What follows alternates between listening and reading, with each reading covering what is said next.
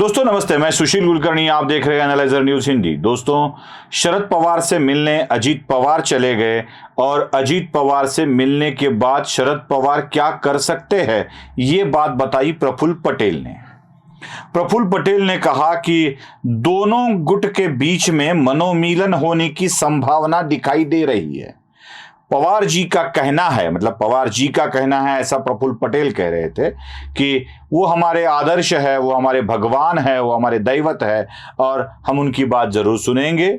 उनको लगता है शायद कि राष्ट्रवादी कांग्रेस के अंदर अब मनमुटाव नहीं होना चाहिए। दोनों को गिले शिकवे भूल कर एक जगह आने की पेशकश शरद पवार ने रखी है और उस पर विचार हो रहा है। कभी कभी लगता है कि राजनीति कितनी कमीनी हो सकती है। मैं राजनीति की बात कर रहा हूं। फिर किसी को उठा के मुझे, जैसे गोपीचंद पडळकर पे कोई आरोप लगाया गया, जैसे सदाभाऊ खोत पे कोई आरोप लगाया गया, वैसे मुझ पर मत लगाए कृपया। मैं कहता हूं राजनीति कितनी कमीनापन की होती है, हद होती है। कभी कभी लगता है ऐसे। राजनीति का नाम ही शायद ऐसे रख देना चाहिए। मुझे कुछ कुछ चीजें याद आ रही है और वो याद आ रही है इसलिए कि आप भी इसको जरा गंभीरता से लेंगे। उत्तर प्रदेश में समाजवादी पार्टी का विघटन हुआ, याद है आपको? और उस वक्त मुलायम सिंह के बेटे के साथ सारी पार्टी चली गई। अब मुलायम सिंह यादव, नेताजी, इनको उन्हीं के बेटा अपना आदर्श समझते थे, अपने दैवत नेताजी के सिवाय कुछ नहीं, यही बात कहते थे। उसी नेताजी को स्टेज पर चुप कराकर अखिलेश ने अपनी पार्टी अपने कब्जे में ले ली। तब मुलायम सिंह अपने भाई शिवपाल के पक्ष में खड़े हो गए। मुलायम सिंह तो शिवपाल के पक्ष में खड़े हो गए, लेकिन एक एक करके सारे लोग अखिलेश के साथ चले गए। अब मुलायम तो वृद्धावस्था में ऐसे क्षीण हो गए थे कि उन्होंने कहा, क्या करे, बच्चे सुनते नहीं हैं, जाने देना पड़ेगा, और कहकर पूरी की पूरी पार्टी अखिलेश के पास दे डाली और खुद मुलायम मार्गदर्शक बनकर रह गए। अंत हुआ, फिर भी पार्टी अखिलेश के साथ रही। इसमें नुकसान हुआ शिवपाल यादव का।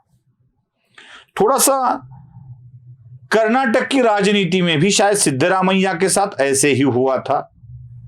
यही बात दोहराई गई थी और इधर दो पिता पुत्र थे, एच.डी. देवेगौड़ा, हरदनहल्ली दोद्देगौड़ा देवेगौड़ा, और इधर एक थे पुत्र एच.डी. कुमारस्वामी। अब कुमारस्वामी के हाथ में पार्टी देते वक्त यही चीज की थी देवेगौड़ा ने। वैसे ही बात शायद शरद पवार दोहरा रहे हैं। बहुत वर्षेकर ने एक वीडियो में कह भी दिया है कि शायद सुप्रिया सुळे शरद पवार के आगे चुप बैठने के लिए तैयार नहीं थी। अपनी बेटी को मना नहीं कर सकते। अब बेटी पार्टी चलाए या न चलाए, बेटा तू निकल जा, तू अपनी पार्टी लेके जा। अगर मेरी बेटी में हिम्मत होगी तो वो पार्टी खड़ा करेगी, तुझे खत्म कर देगी। तुझ में हिम्मत है तो तू पार्टी चला, बेटी को नजरअंदाज कर। मैं क्या करूं, बेटी की बात टाल नहीं सकता। शायद शरद पवार इस बार वो कात्रज वाला घाट अपनी बेटी को ही दिखा रहे। ये बहुत दूर से गर्जी ने कहा था। मैं ये मानता हूं कि अब पिता को पता चल गया है, समझ गया है पिता कि अब हमारी पार्टी बिना सत्ता के रह नहीं सकती, क्योंकि शरद पवार की पूरी राजनीति ही सत्ता केंद्रित है। शरद पवार महाराष्ट्र के मुख्यमंत्री बनना चाहते थे, इसलिए वसंत दादा को धोखा देकर वो मुख्यमंत्री बन गए।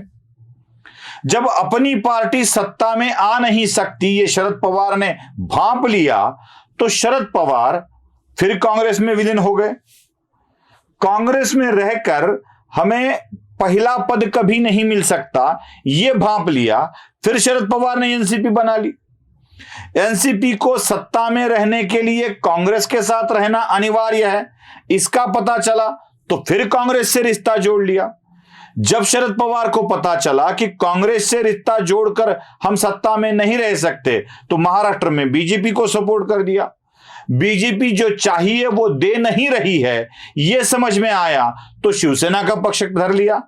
जब शिवसेना का पक्ष धरने के बाद पार्टी टूट गई सत्ता में आने के लिए, तो फिर से एक बार बीजेपी से नाता जोड़ने के लिए तैयार। लेकिन इस बार तिकड़म करते वक्त एक धोखा था, वो हर बार बदलने की चीज सामने आ सकती थी। अब लोग कहते हैं कि भारतीय जनता पार्टी सत्ता लोलुप है।